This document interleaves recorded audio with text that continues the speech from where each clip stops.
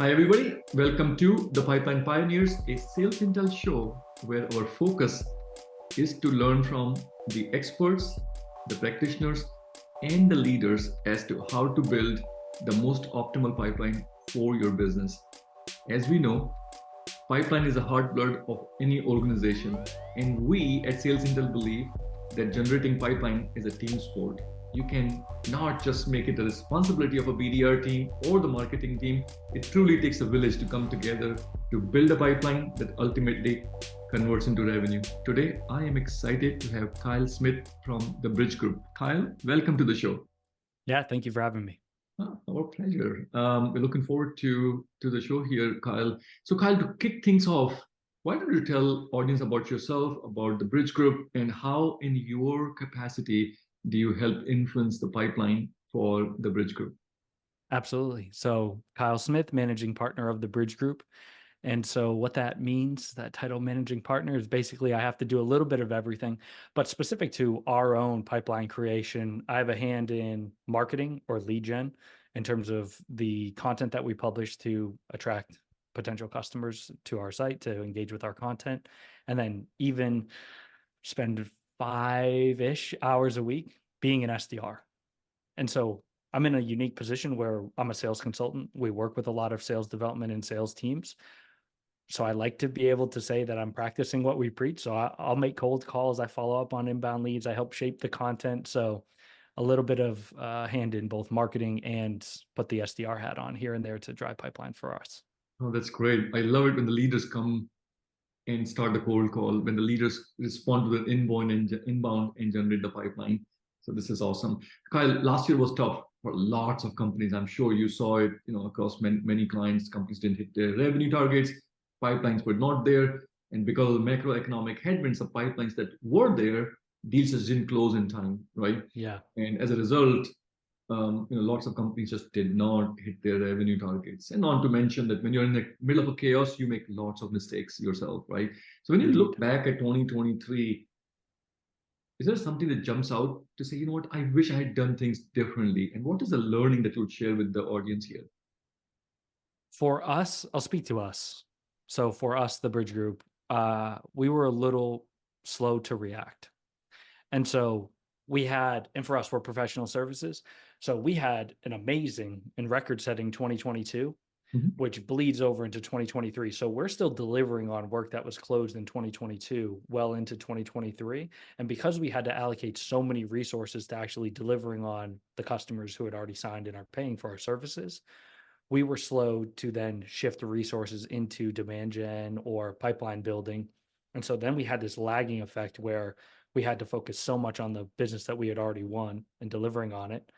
And the economy shifted, and then we shifted resources. So there was like this massive 6-month chasm of Mhm. us being really intentional about developing pipeline paired with macroeconomic headwinds that really was a very hurtful but valuable learning lesson where you can't ever take the foot off the gas of pipeline creation. So that was one of the more obvious ones that we learned, and then there's dozens of others Well, across our lessons client learned. base. Yeah. The key is pipeline is king. As business, they say cash flow is king. In revenue organization, pipeline is king. You gotta keep your eye on the pipeline. Indeed. Yeah. So I think we probably could have made some hiring decisions, pace those a little bit differently so we weren't so overextended on the delivery side and we could actually put an eye on pipeline creation. So some definite learning lessons that we will not make again. So Yeah, it makes was sense. good. Well, hindsight is 2020 always, right? But look, Indeed. 24 is here, new year, new initiatives, new experiments. What is the one thing that you're most excited about in 24 as it relates to the pipeline generation, or any new experiment that you're excited about? I just think that people have a more positive outlook. I like to make data-driven decisions. It's built into the research reports that we do, the consulting engagements that we run. But at the same time, it is hard to ignore just a certain feeling where you're having conversations a year ago and there seems to be a lot of doom and gloom where everyone is pessimistic about the future to come. Everyone says, not only do I not have access to money right now, but there's none coming on the horizon.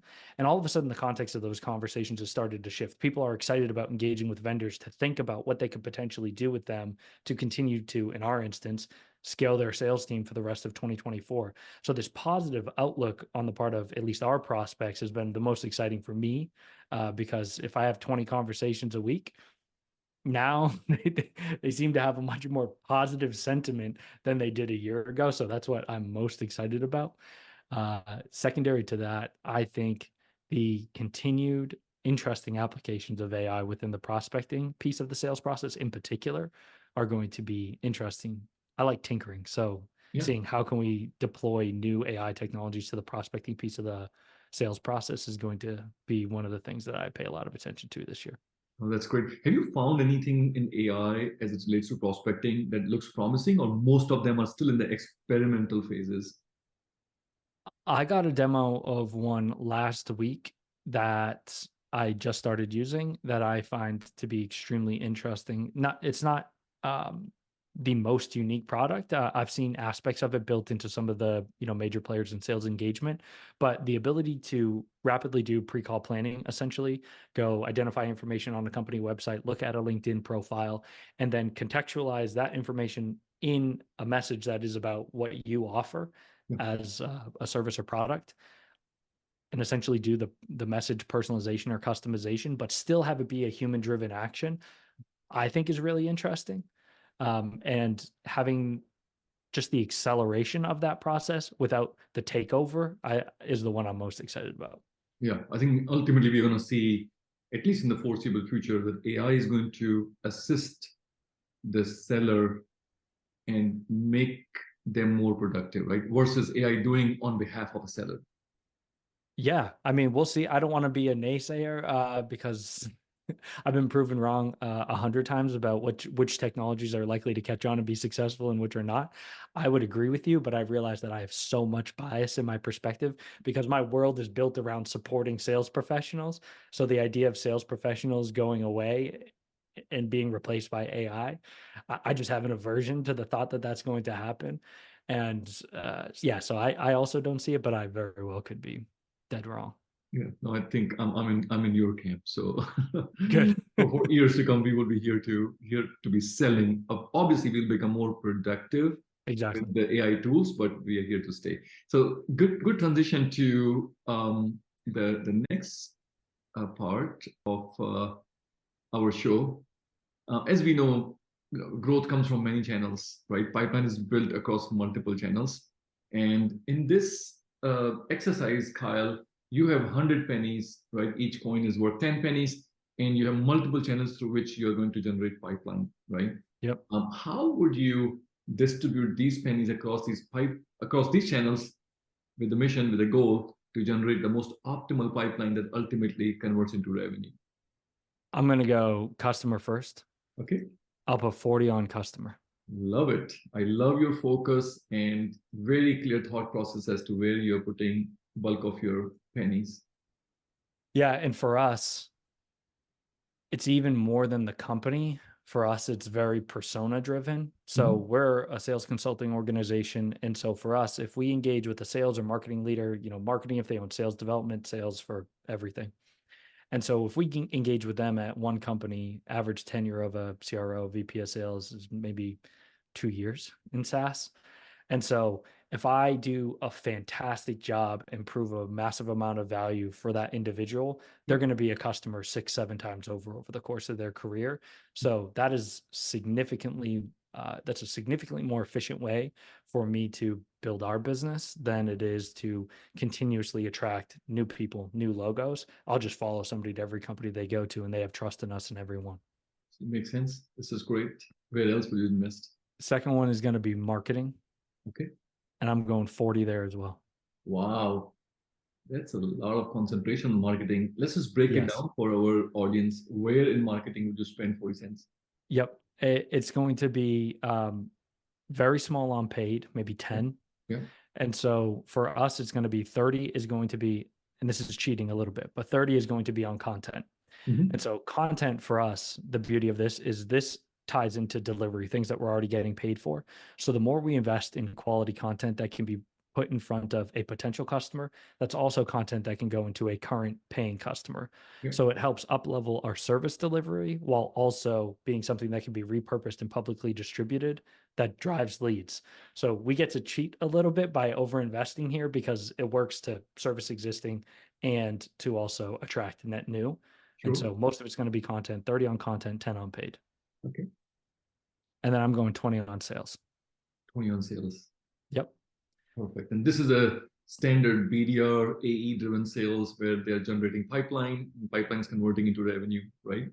Absolutely. And so cold calling, more traditional, just reach out and try to engage with customers who align to our ICP. So B2B software companies, 10 million plus in revenue, who have some sales headcount today, ideally.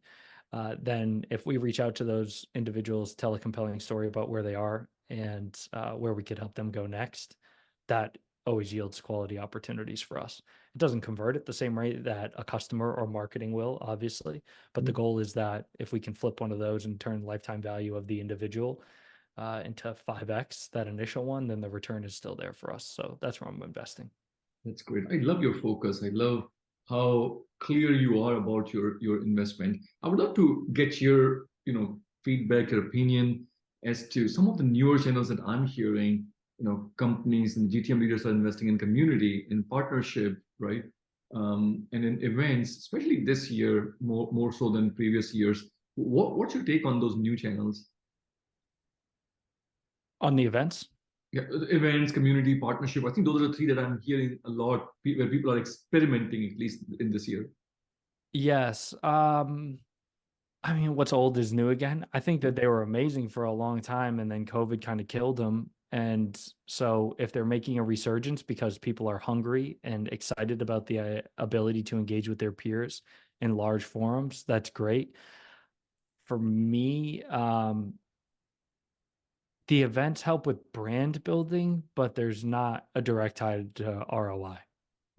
So ROI for us is way more centered around content than it would be presence at an event in terms of, yeah, just ROI on marketing spend. But for some of our clients, yeah, they do really, really well with events. And it's one of the primary channels because for them, for a lot of our clients, the event is an ability to access their ICP immediately or instantaneously. So let's say like you only sell to somebody who uses one specific ERP. Your product integrates with that ERP. If you're at that ERP's user conference, everyone who's in the room aligns to the ICP and you get to shortcut a lot of the legwork required if you were going to reach out to them cold. So it's an amazing opportunity for them to quickly engage with their target market. For us, I'm not saying we won't do it.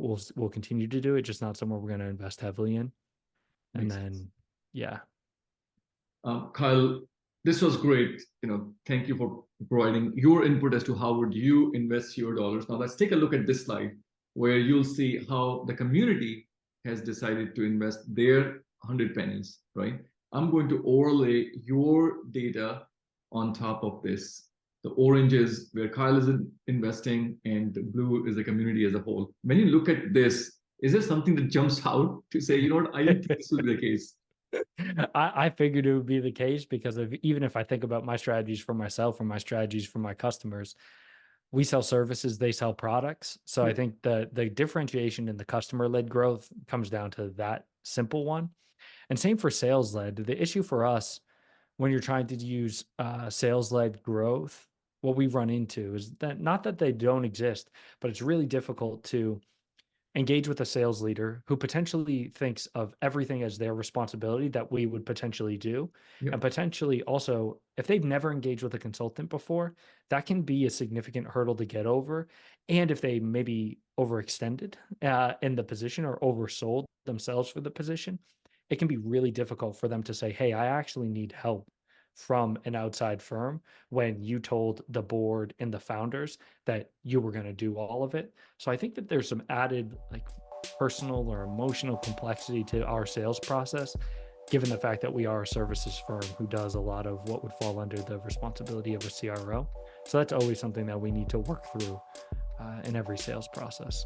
It makes sense. The difference between the services companies and the product companies. Exactly. Kyle, thank you so much for joining. Really appreciate you coming and sharing your insights. I'm sure the community is going to get a lot of value from this. Thank you. Yeah, thank you for having me.